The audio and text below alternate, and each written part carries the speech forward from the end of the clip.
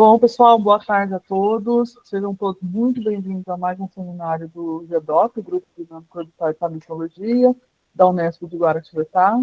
Hoje nós temos o prazer de receber o Dr. Patrick Franco de Oliveira. Patrick também foi aqui da nossa casa, né, Patrick? Ele é formado no nosso curso de licenciatura em matemática, aqui pela Unesp de Guará. Também fez um mestrado aqui com a gente no nosso programa de pós-graduação, né, em astronomia dinâmica. E fez o doutorado em astronomia pelo ON, Observatório Nacional. Atualmente ele desenvolve um pós-doc no Instituto de Física da Terra, ou do Globo, né, de Paris, e tem interesse na pesquisa dele em formação planetária e vai falar para a gente um pouco hoje sobre a evolução dinâmica em discos protoplanetários. Por favor, Patrick, obrigada pela sua disponibilidade. A palavra é sua. Bons tempos de FEG. Vocês conseguem ver a apresentação corretamente? Estamos vendo essa apresentação e te ouvindo perfeitamente. Ótimo. Então, primeiramente, obrigado pelo convite de estar aqui hoje apresentando esse trabalho, né? Que a gente vem desenvolvendo durante esse período do pós-doutorado aqui, como você bem disse, no Instituto de Física de Paris, né? Em colaboração com o Dr. Sebastian. E hoje eu venho tratar sobre a evolução dinâmica dos elementos refratários em um disco protoplanetário, sim, modelado com um parâmetro alfa, que durante a apresentação do trabalho eu vou explicar mais o que significa esse modelo alfa, essa parametrização por alfa do disco protoplanetário. Bem, eu gostaria de começar falando a respeito, né, dos personagens principais desse trabalho, né, o fim último do nosso trabalho, estudar a formação desses que são os condritos, meteoritos que são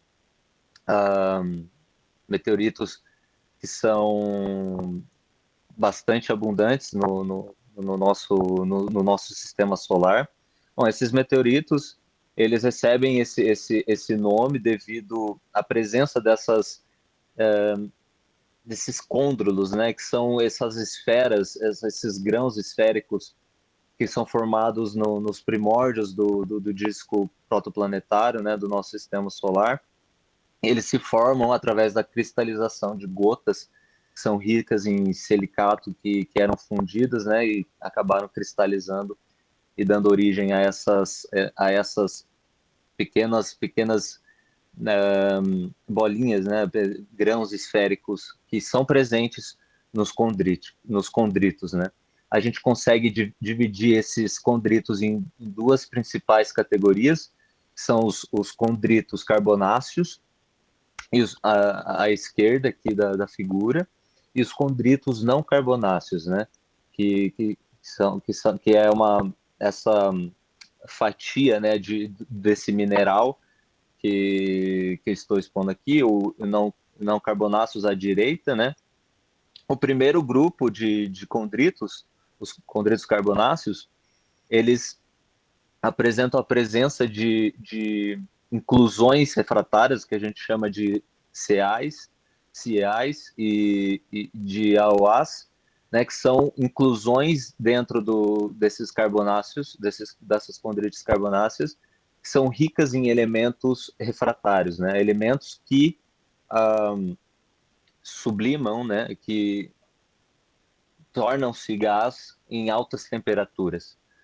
Além disso, esses carbonáceos também apresentam uma presença de elementos voláteis e água na sua composição.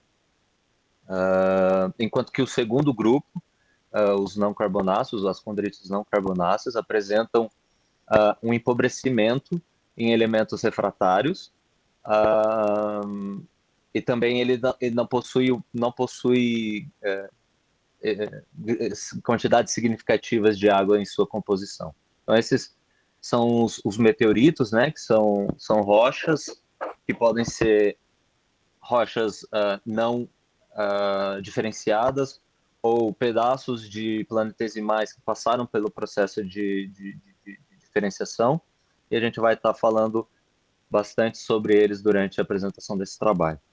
Então, para introduzir, né, qual seria a nossa motivação com esse trabalho, né? Falando qual que é o problema, o que traz esses meteoritos de interessante para serem estudados, né? Qual que é a problemática deles? Então, quando a gente compara as abundâncias desses meteoritos, né, faz uma comparação das abundâncias dos elementos presentes nessas famílias de meteoritos.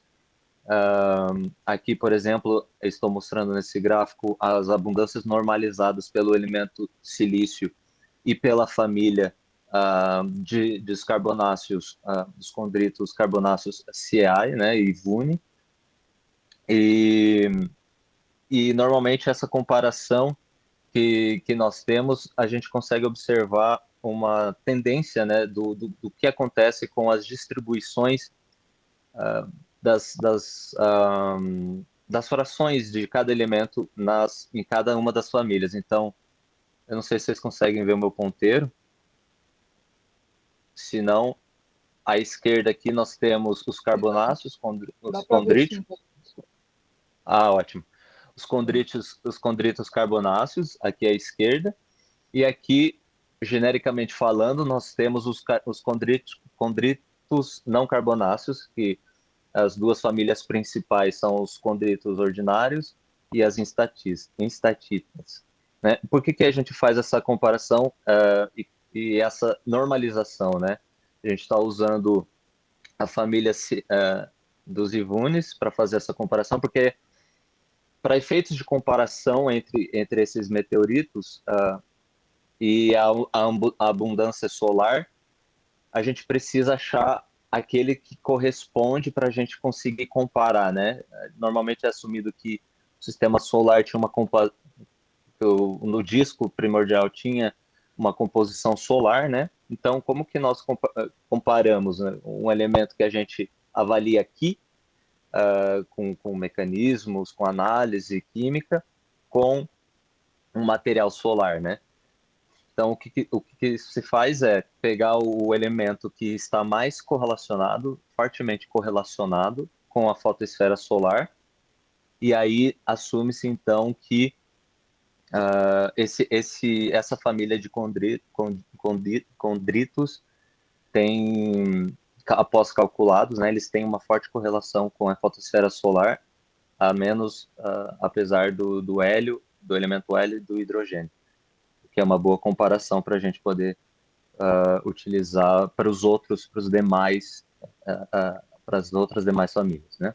Então a gente observa nessa comparação uma tendência solar ou suprassolar em termos das concentrações de alumínio e magnésio, né? Em cada família, né? Essa circunferência que eu fiz aqui no gráfico. Então a gente consegue observar que é a razão solar, né?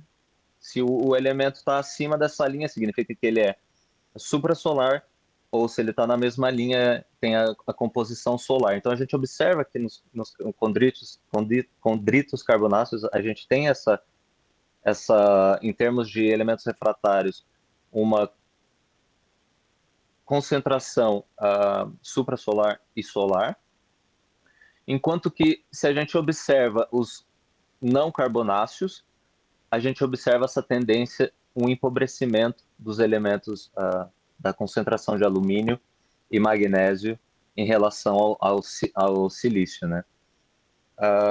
E, bom, como que nós explicamos, como poderíamos explicar, né, essa tendência? Mas antes disso, normalmente é assumido que os carbonáceos eles são formados longe, como a gente pode ver aqui nesse gráfico, da distância heliocêntrica em função do tempo. Então é assumido que os carbonáceos eles são formados em regiões mais afastadas do disco, devido à presença de voláteis, devido à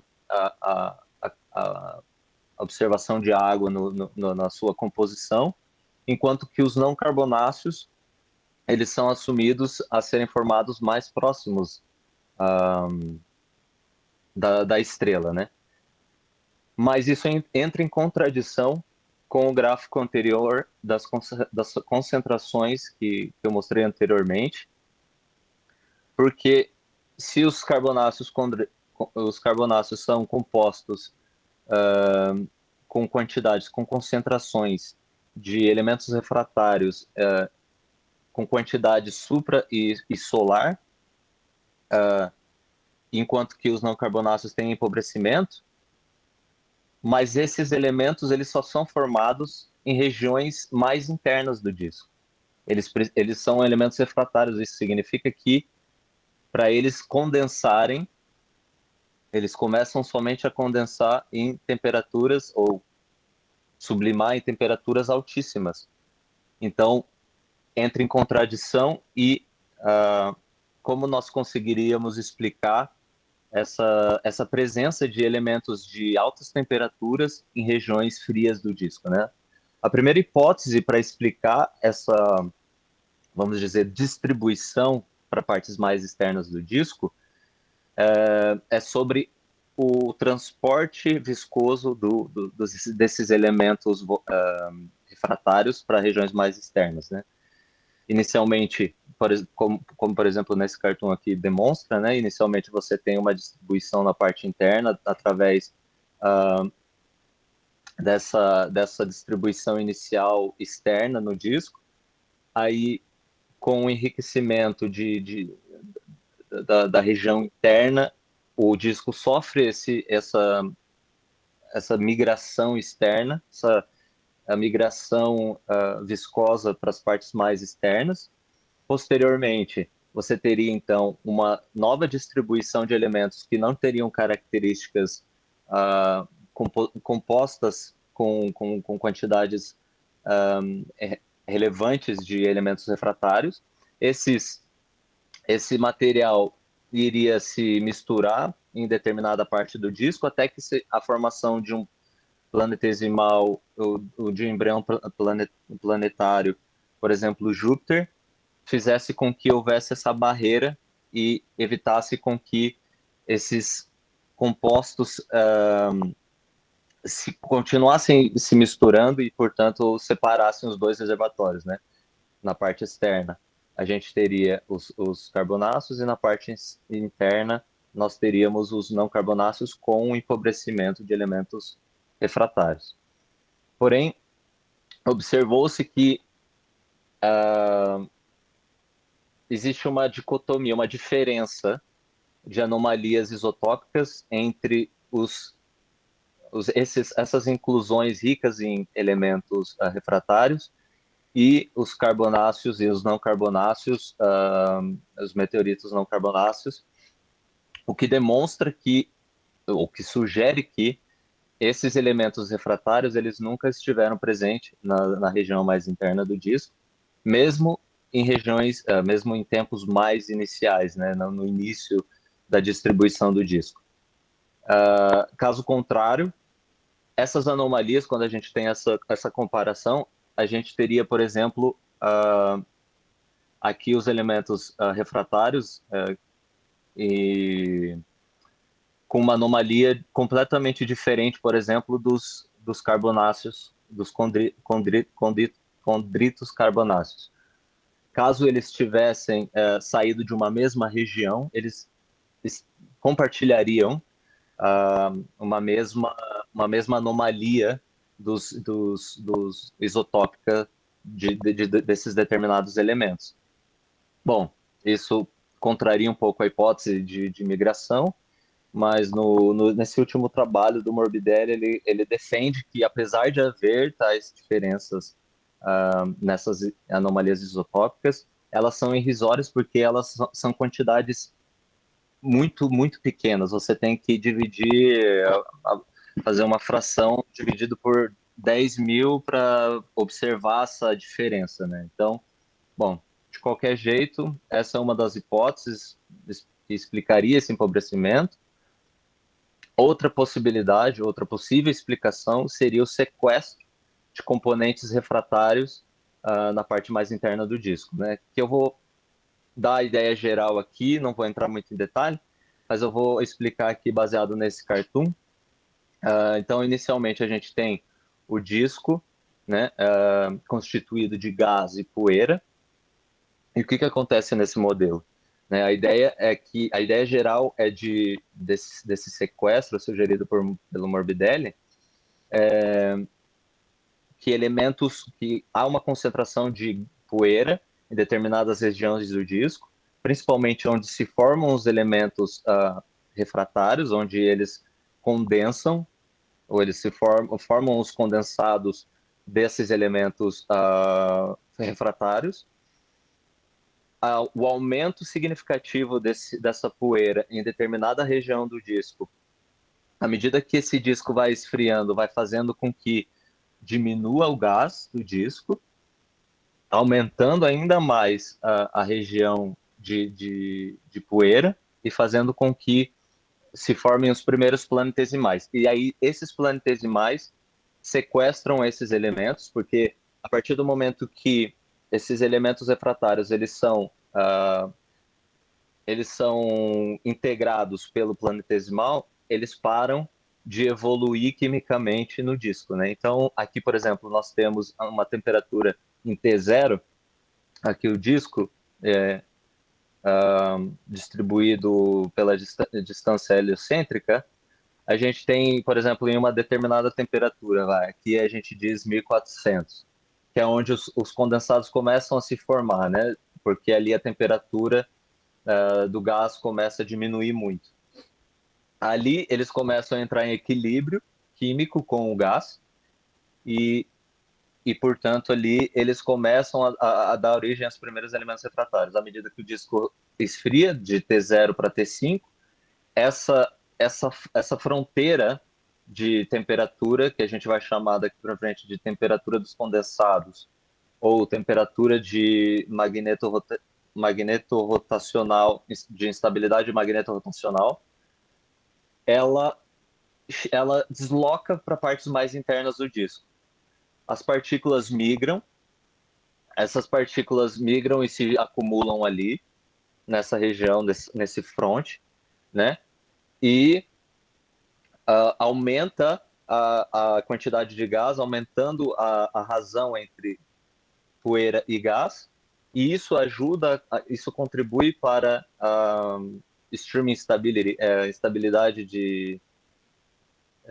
esqueci o nome em português, mas essa corrente de instabilidade, né? E isso fornece o auxílio para a formação dos primeiros planetesimais. Enquanto isso, existe um gás no disco, um gás residual, que ele tem uma composição, como parte dos refratários foram para partes mais internas do disco, mas ainda existe algum material, algum gás residual nas partes para além da fronteira dos condensados, que aqui representa as nuvens cinzas, né? Essa nuvem rosa tem composição solar. Então, quando a temperatura baixa, esse novo gás residual, ele dá origem a um condensado residual também. E é desse residual, desse condensado residual, que vai ser originado os condritos não carbonáceos, por exemplo, as instatitas, né? E nesse caso aqui, com a junção dessa poeira residual que se formou depois do esfriamento do gás residual, juntando com elementos que foram foram evoluindo quimicamente com o esfriamento do disco e tomaram composições solares, junto com possíveis elementos, possíveis grãos de poeira que vieram de regiões mais externas do disco com composição solar também. Então, a mistura disso tudo formaria o que, na hipótese, sugere os condritos não carbonáceos. O modelo não explica a formação dos carbonáceos, dos condritos carbonáceos. Ele foca especialmente nessa hipótese para a formação dos não carbonáceos, ok? Se não ficou claro, no final eu posso explicar com mais detalhe. Bom, como esse é um potencial, uma hipótese potencial para explicar esse empobrecimento dos elementos, dos condritos carbonáceos, das não carbonáceos, com esse empobrecimento de elementos refratários, a gente vai utilizar esse modelo para investigar, para verificar a evolução, o crescimento da poeira e também dos elementos refratários, como alumínio, o silício e o magnésio. Bom, essa breve introdução da problemática, eu vou introduzir agora aonde o nosso disco que nós iremos trabalhar se insere, né? Então, nós estamos inseridos, o nosso disco está inserido após o colapso da nebulosa, se formando, então, portanto, um disco em torno da estrela recém-nascida, né? Um disco composto de gás e poeira, que gravitacionalmente ligado à estrela. Esse disco, a gente considera ele também composto de uma composição solar. A gente precisa explorar também com composições não solares, mas inicialmente nós vamos investigar com composições solares. E aí a dinâmica do disco é basicamente do disco não, mas a dinâmica da poeira, ela está fortemente acoplada à dinâmica do gás. Quando a poeira, por exemplo, tem submilímetro a subcentímetros, isso significa que a velocidade da poeira vai obedecer à velocidade geral do gás para essas partículas pequenas, né? Quando você está afastado, por exemplo, do disco, em partes mais externas, você tem aqui, nesse gráfico está mostrando, essa mistura turbulenta, né? Você pode ter um movimento radial ou vertical, é meio turbulento, por causa da pouca densidade de gás nas partes mais externas do disco, né? À medida que as partículas crescem nas regiões mais altas do disco, elas caem para o plano médio do disco protoplanetário, e à medida que a partícula cresce, ela também vai sofrendo alterações na velocidade. Partículas pequenas obedecem, como eu disse, a velocidade do gás. À medida que as partículas crescem, elas começam a migrar internamente devido ao arrasto do gás, né? Isso faz com que as partículas sofram algumas barreiras de crescimento, né? À medida que ela cresce e vai para as regiões mais internas, que são regiões mais densas de poeira, elas tendem a colidir e fragmentar mais, e aí começa todo o processo de crescimento também. E as partículas podem crescer, as partículas podem fragmentar, elas podem se acoplar, né? E essa é a dinâmica das partículas no nosso disco protoplanetário. Nós vamos estar interessados nessa região entre 0,1 unidade astronômica a 100 unidades astronômicas, especificamente no plano médio do disco protoplanetário, ok? Então, o que nós utilizamos para esse modelo, nós começamos com um disco plano de gás e poeira, orbitando uma estrela jovem. Nós nos concentramos como eu disse, na região entre 0,1 unidade astronômica e 100 unidade astronômica, e nós modelamos o disco com esse modelo de alfa. O que o modelo de alfa faz? Ele reparte o disco em duas diferentes camadas viscosas. Ele determina que duas camadas do disco terão viscosidades diferentes. O que isso implica?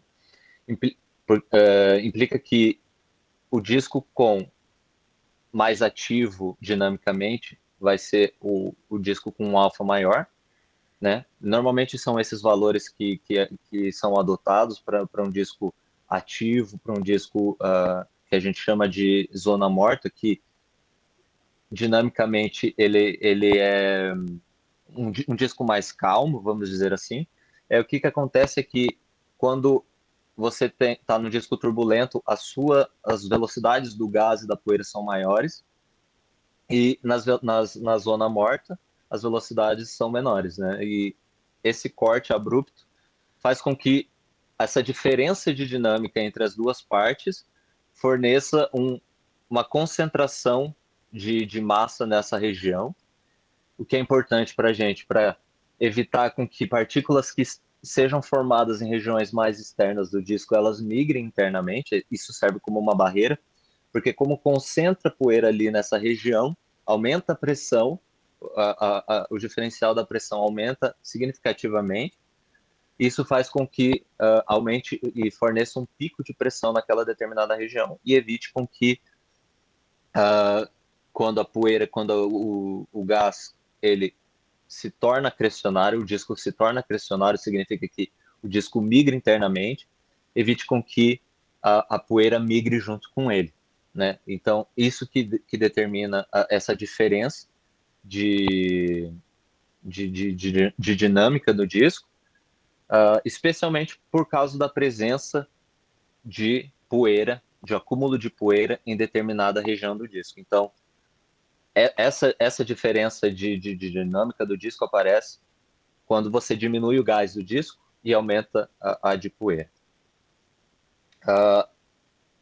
Então, essa posição do alfa vai estar intrinsecamente ligado com o perfil de temperatura e o perfil de pressão do disco, né? Inicialmente, a gente utiliza para simulações numéricas o DustPy, para simular o crescimento e o movimento dessas partículas durante o disco, que também distribui tamanhos realísticos da poeira, né? Porém, o DustPy, você pode assumir um perfil de alfa. A gente tentou, mas deu muito ruim. Então, a gente optou por adotar um parâmetro fixo, um alfa fixo, né, que não varia de acordo com a temperatura e a pressão. E aí, depois que nós calculássemos toda a evolução do disco, a gente adotaria uma outra abordagem usando o Fast Scan Code, e aí a gente calcularia, né, quais seriam as reais posições desse alfa, porque à medida que a temperatura e a pressão variam, esse alfa vai variar, né? Então, e o DustPy não calcula isso. E aí a gente utiliza esse código que ele faz o cálculo químico detalhado do modelo, dando as informações do nosso disco em termos de pressão e temperatura. Ok? Aqui é um exemplo do que o FastScan faz. Então, basicamente, ele determina a região onde os elementos em estado sólido começam a sublimar à medida que a temperatura. Então, por exemplo, a gente tem aqui uma temperatura do disco e aqui a fração dos condensados para uma pressão fixa, né? Então, à medida que a temperatura aumenta, a gente começa a sublimação dos condensados, né? E a fração deles começa a diminuir até que todos e à medida que eles sublimam, essas frações elas passam aumentam a fração gasosa desses elementos, né? Então a gente vai utilizar isso para determinar exatamente, porque exatamente essa fronteira ela está ligada com a presença quando esses minerais, por exemplo, magnésio, o silício, eles estão completamente em estado sólido. Então, o início dessa total solidificação, quando eles estão em estado sólido, é quando inicia, então, portanto, a diferença entre, mais ou menos, a diferença do alfa de viscosidade do nosso disco. Ok? Então, falando em termos de resultado, né, primeiramente, eu vou mostrar aqui os resultados das simulações realizadas em DustPy, né? O que esse gráfico vai mostrar, então, aqui é a evolução temporal da densidade superficial do gás em azul e da poeira em laranja, né? Em cinza nós temos a razão entre poeira e gás, né? Então a gente inicia em 10 a menos 2 aproximadamente, e aí também implementamos uma fonte externa para alimentar o disco nas partes mais internas. Né? O material do disco é distribuído nessas partes mais externas, né? E o material ele começa a expandir viscosamente para as regiões para para as regiões mais externas do disco, até que por volta de 43, 50 anos, esse material do disco ele atinge a região onde a gente fixou a diferença de viscosidade, né?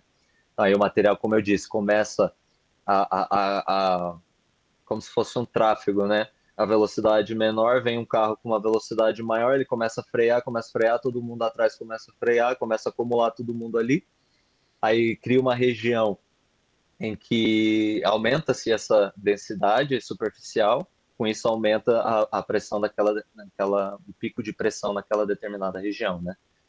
Que é como eu falei, ajuda a evitar a migração interna do disco. E aí no final, aproximadamente quase 1 milhão de anos, a gente tem essa distribuição quase em toda a totalidade quase do disco, quase a 100 unidades astronômicas, né? A gente conseguiu fazer essa expansão externa do gás e da poeira. Então perceba que inicialmente, antes da linha de onde o alumínio começa a condensar, né? Perdão, a sublimar, que é esse P-conde aqui, nós não temos poeira no disco, nós não temos poeira na parte interna do disco. A partir do momento que esse gás passa essa fronteira, aí então o surgimento começa a aumentar a densidade superficial da poeira. Aqui está a distribuição temporal dos tamanhos da poeira, né? Então, como vocês podem ver, como anteriormente eu disse, a poeira só começa a crescer, e isso a gente demorou um certo tempo, mas a gente conseguiu aplicar um subterfúgio para que o Dust Pie não faça crescer, porque o Dust Pie não liga para a química do disco, ele vai crescer poeira onde for distribuído. Então, se a poeira está colado na estrela, ele vai começar a colidir com outros, vai começar a agregar, e vai começar o tamanho dessas partículas vão começar a aumentar, né? Então aqui eu tenho um mapa do tamanho da partícula pela distância heliocêntrica, né? E aí cada tamanho você tem um mapa, né, de partículas, da população de partículas que tem aquele determinado tamanho. Por que a gente fez isso? Porque de impor para a simulação, para o disco, não crescer partículas na parte interna. Porque a gente tem esse problema químico, né? Temperaturas elevadas na parte interna do disco, e aí a gente colocou o que a gente fez foi colocar que a distribuição, a gente coloca uma distribuição também de poeira na parte interna, mas a gente não permite que a gente impõe na simulação que essas partículas não irão crescer. Elas vão ter o tamanho mínimo do disco que elas podem ter, e aí elas vão se comportar como se fosse um gás. Porque, como eu disse anteriormente, a dinâmica do gás e da poeira com tamanhos pequenos, elas estão fortemente acopladas, ok? Bom, aí crescemos, a gente só consegue, felizmente, consegue crescer partículas depois dessa fronteira. E aqui a gente vai calcular as velocidades, como eu disse, usando o FastCam. Usando o FastCam a gente consegue obter, então, qual seria a real região dessa fronteira em que a gente tem já dentro dessa fronteira em que o material está sublimado, a real posição dela, E aí, para a gente recalcular a distribuição do material, a gente tem que recalcular as velocidades para além da fronteira. E aqui está um vídeo da evolução da velocidade no disco. Está um pouquinho rápido, mas eu vou parar aqui e voltar. Então, a gente tem,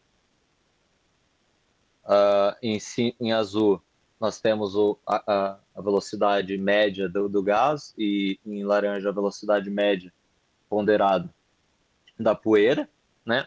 Então, inicialmente, você pode observar que as velocidades altamente positivas fazem com que esse material se expanda externamente devido à expansão viscosa. A concentração, até a concentração ali dessa fronteira, ela expande. Quando ela atinge a fronteira, a gente percebe a diferença de velocidade que diminui drasticamente, né? E por isso faz com que o material se acumule ali. E depois que nós terminamos de distribuir todo o material na parte interna do disco, então o disco se torna acrecionário. Isso significa que o gás migra vai para partes mais internas do disco, alimentando, portanto, a estrela. Aqui, então, a gente tem a distribuição dos elementos refratários no disco, utilizando. Então, a gente pode ver que essas fronteiras elas vão variando no disco conforme ele vai evoluindo, né? Então, aqui a gente tem o alumínio, o magnésio e o silício, e a distribuição de densidade deles ao longo do disco e a evolução temporal deles, né? Então, inicialmente, aqui dá para observar bem quando o gás passa pelas fronteiras, então os condensados começam a se formar, aumentam, começam a serem distribuídos ao longo do disco, começam a fracionar, né? Ou seja, tem quantidades variáveis de cada elemento nos condensados, ok? E aí nós temos a distribuição desses elementos refratários ao longo do disco, né, para partes mais externas. Especialmente onde a gente está interessado é nessas zonas de fronteira, né, em que é a acumulação de material. E aqui está a concentração desses elementos refratários, né, para fazer uma comparação com o gráfico inicial que eu mostrei, né. Então aqui a gente tem quando o alumínio começa a entrar a se tornar um condensado, a gente tem bastante quantidade de alumínio indo para o estado sólido, enquanto que magnésio e silício ainda estão no processo, ainda vão começar a entrar para o estado sólido em temperaturas mais altas. Então, a quantidade de silício aqui é baixa e de magnésio também. Então, os níveis de alumínio são altíssimos em comparação, né, com esses elementos. Aí, à medida que a temperatura diminui, ambos estão, como dizendo, em estado sólido e, portanto, quando a gente faz a comparação, então a gente tem que ir para regiões mais externas do disco, a gente tem uma concentração solar. Aí, à medida que, claro, a pressão do disco, a temperatura do disco vai variando, esses materiais, essas proporções também vão variando, né? E no final, portanto, a gente obtém um disco em que nós temos na região, né, uma distribuição não tão não é uma distribuição equilibrada, a gente tem um empobrecimento de condritos não, mas de elementos refratários nas partes mais externas, enquanto que temos magnésio e silício mais concentrados nas partes mais externas do disco, né? Seria ideal que a gente tivesse elementos refratários, né, em abundância, em concentrações altas, nas partes mais externas, e aí a gente poderia ter a possibilidade de de explicar, por exemplo, a composição dos condritos carbonáceos, ok? Então, só para recapitular tudo que a gente observou aqui nesse trabalho até agora, durante até essa evolução de quase 1 milhão de anos, né, a gente teve essa forte expansão do disco, que é importante para distribuir o material para as regiões mais externas, e depois o disco, que ainda não terminou de evoluir, começou depois que a gente cessou a distribuição de material nas partes internas, ele começou a se mover internamente, como esperado, né? A ver agora se durante essa evolução, se durante essa migração do gás, a gente vai conseguir concentrar o material formado ali naquela região de fronteira, a gente vai conseguir acumular mais poeira do que gás, então, portanto, a gente pode assumir que ali a gente conseguiria formar os primeiros pebbles ricos em elementos refratários, né? Mas aí o que a gente observa também é que quando a gente faz o cálculo das velocidades utilizando, né, as informações do FastScan, recalcula as velocidades, a gente percebe que talvez essa distribuição externa fosse menor, porque de fato, né, essa fronteira, quando a gente delimita esse modelo com diferentes viscosidades, faz com que freie um pouco a evolução, a migração do disco, né? Então diminuem as velocidades, então a gente observa que essa distribuição seria menor devido a esse recálculo, né? Como eu mencionei também, a gente evita a gente estava tendo muita dificuldade inicialmente, a gente evita a migração, o crescimento das partículas na parte interna do disco, porque o DustPy ele calcula muito rápido quando as partículas são distribuídas de qualquer jeito no disco e começam a crescer, a aglomerar, elas entram num estado estável, e aí ela consegue calcular rapidamente. Mas quando a gente coloca essas obrigações no disco para ele não crescer nas partes internas, aí ele toma muito tempo e a gente tem que diminuir a nossa resolução da simulação para que a gente consiga pelo menos ter um resultado para analisar. Bom, aí falando em termos, por enquanto a gente ainda tem uma falta de concentração dos materiais sólidos nessas regiões de fronteira, como eu mencionei. A gente tem uma razão de gás, de poeira para gás, em torno de 1 a menos 2, conforme do mesmo jeito como a gente iniciou, né? O que precisaria que essa razão fosse aproximadamente 1, para que a gente pudesse ter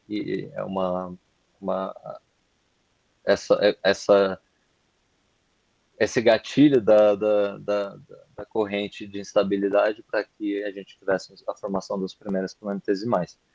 Mas, de qualquer modo, a gente ainda tem algum tempo para evoluir o disco, e a gente vai ver se após esse movimento interno do gás a gente consegue concentrar. Bem, e aí a gente tem o espalhamento, né, dos elementos refratários ao longo do disco, né, o que sugeriria a formação dessas inclusões, essa composição de CAs, né, principalmente nas fronteiras.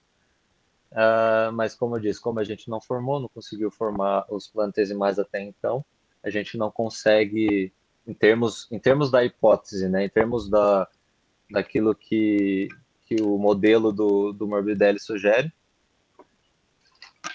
a gente ainda não conseguiu fazer com que esses elementos sejam incorporados em corpos maiores para que eles evitem de evoluir quimicamente, né? E, portanto, deixam as regiões empobrecidas de elementos refratários. Bom, eu termino aqui, né, a minha apresentação, só mostrando alguns os próximos passos desse trabalho. A gente tem já simulações mais refinadas, porque como a gente conseguiu o crescimento de partículas nas regiões da fronteira ali, a gente conseguiu acumular material e fazer com que eles crescessem, as simulações começaram a evoluir mais rápido, então a gente começou a refinar mais o disco. Por enquanto a gente está com uma grade de 50, uma grade de 50 partes, e a gente vai aumentar para 100, que é normalmente o que é utilizado para fazer esses cálculos, essas simulações. A gente vai também evoluir a temperatura do disco, né? Isso implica que a estrela está evoluindo, aí a gente vai estudar como a estrela evolui, se ela evolui muito rápido, a temperatura do disco vai evoluir muito rápido, então essas regiões também vão deslocar mais rapidamente, né? Isso implica algumas coisas químicas no disco. E, bom, a gente vai também variar determinados parâmetros para ver se a gente consegue formar ou acumular mais disco, acumular matéria no disco, especialmente a poeira, mais rapidamente, para que a gente consiga, então, tentar modelar melhor essa problemática de concentrar consequentemente, de capturar elementos refratários e deixar a região do disco mais empobrecida de elementos refratários para a formação dos condritos não carbonáceos.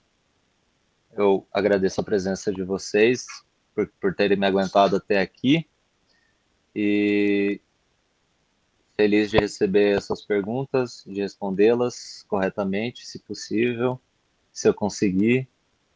E obrigado mais uma vez. Muito obrigada, Patrícia. Parabéns, excelente trabalho, excelente apresentação, muito interessante. Obrigado. Temos perguntas? O pessoal está aí batendo palmas, agradecendo. Otto? Patrick, excelente trabalho, bastante interessante, algo bem diferente do que a gente tem trabalhado aqui, né? Então, é uma coisa, mas é uma outra vertente envolvendo aí a geoquímica, né? Na formação dos primeiros grãozinhos de partícula. Eu achei bastante interessante, e aí você fez uma consideração no início que você está assumindo que o disco, inicialmente, você adota a abundância solar para ele. E aí você falou que você teria que depois testar outras abundâncias. Então, por que você testaria outras abundâncias? Poderia ser você ter uma abundância diferente da solar no disco ao redor do Sol? Qual que é a argumentação? A argumentação é que quando você... tudo reflete nesse parâmetro alfa, né? À medida que você mexe na região onde os condensados eles se formam, aí altera-se também esse parâmetro alfa, porque o que a gente observou nos trabalhos é que quando você muda de composição solar para não solar, você, você tem basicamente um deslocamento do alfa, ou seja, os elementos começam a sublimar mais internamente ou começam a sublimar mais externamente. Então, a mudança é para isso. Às vezes, se a gente tem normalmente é assumido porque é o padrão, né? A composição solar. É o que todo mundo trabalha, é o que todo mundo faz. Então, a gente assume. Mas a gente pode mexer nesses parâmetros. Olha, a gente assumiu composição solar inicialmente, mas quando a gente alterou, a gente observou determinada coisa. E mudando o alfa, a gente percebe pelo que eu demonstrei aqui, pelos nossos cálculos, é que altera completamente a dinâmica do disco também. Então, que aquela ideia de duas camadas com viscosidades diferentes, como que você também define esses parâmetros? Qual que é o que é Então, considerado para definir? o que é considerado? para definir essas duas densidades? Como é que você estima isso? Boa. Então, normalmente, quando a gente tem um disco morto, né, um disco dinamicamente frio, eles calcularam um valor aproximadamente próximo de 10 a menos 4. Significa que o disco é quase estacionário, tem pouca dinâmica nele. E aí calcula-se também através de Molecular Hydrodynamic Simulation, simulações de hidrodinâmica molecular, que os discos mais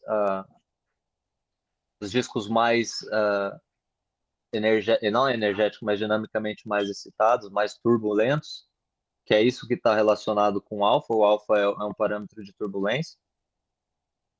Quanto mais viscoso, mais turbulento, ou seja, era um parâmetro de estudo dessas simulações hidrodinâmicas e moleculares que fornecem esses valores. Inclusive, o nosso trabalho está baseado, dentro do projeto, está baseado nessas simulações, né, de formação estelar, e quais parâmetros ele fornece, né?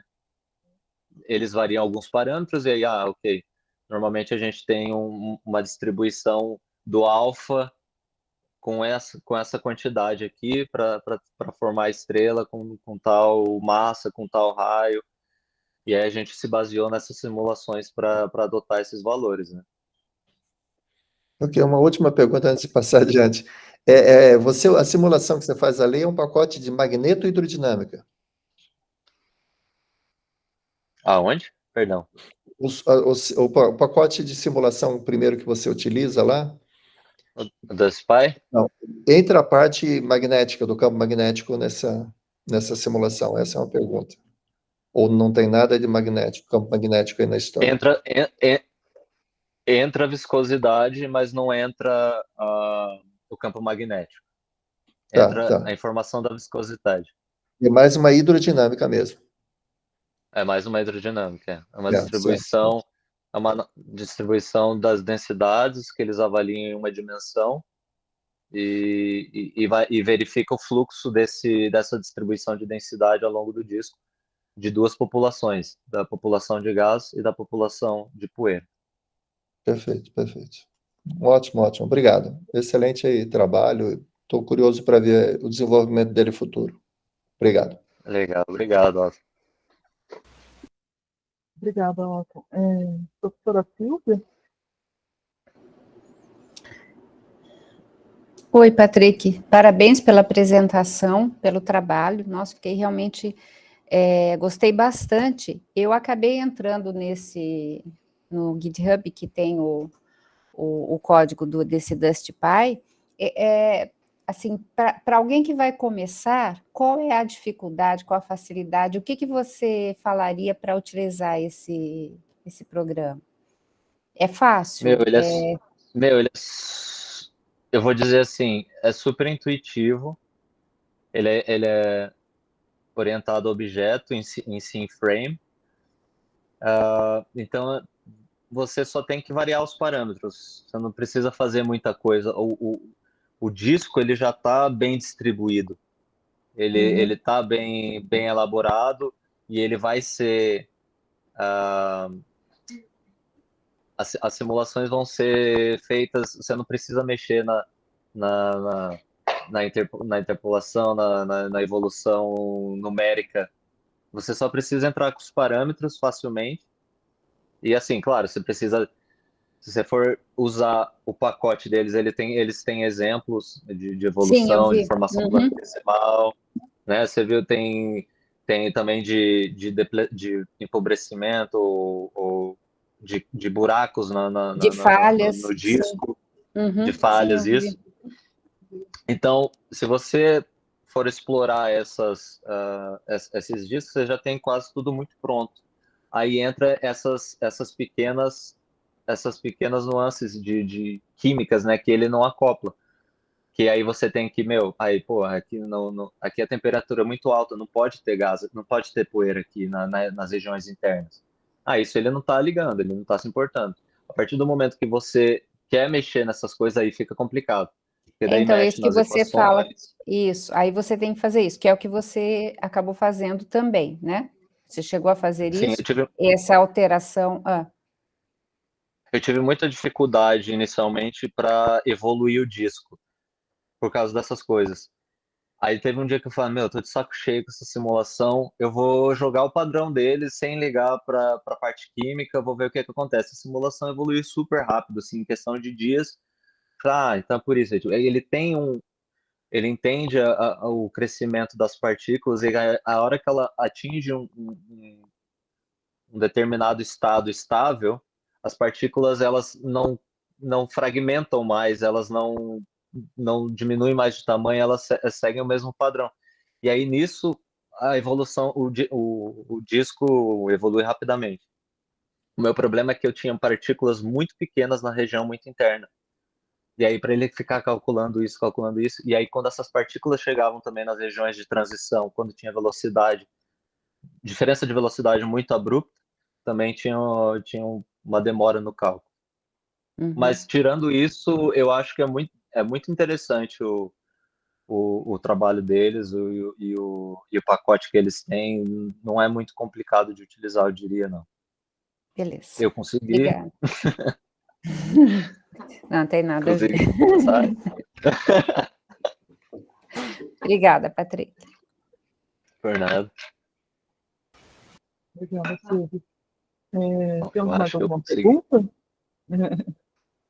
Alguém gostaria de fazer mais uma pergunta? Então, muito levantado. O Fast Ken é um pouquinho mais chatinho, mas também não é um bicho de sete cabeças. Esse eu não abri, eu só abri esse outro, eu achei realmente ele muito bem explicado, vários exemplos. Estruturadinho. Nossa, muito legal, muito, muito interessante. Sim. Bom, não temos mais pergunta, Patrícia. Agradecemos mais uma vez muito pela sua disponibilidade, por ter aceitado o convite de apresentar esse excelente trabalho para a gente hoje. Muito obrigada. Imagina, eu que agradeço. Sempre bom voltar a casa. Quando puder, venha nos visitar. Com A gente fez certeza. esse convite. Voltar, né? Me sinto em casa. Faz parte. Obrigada, viu?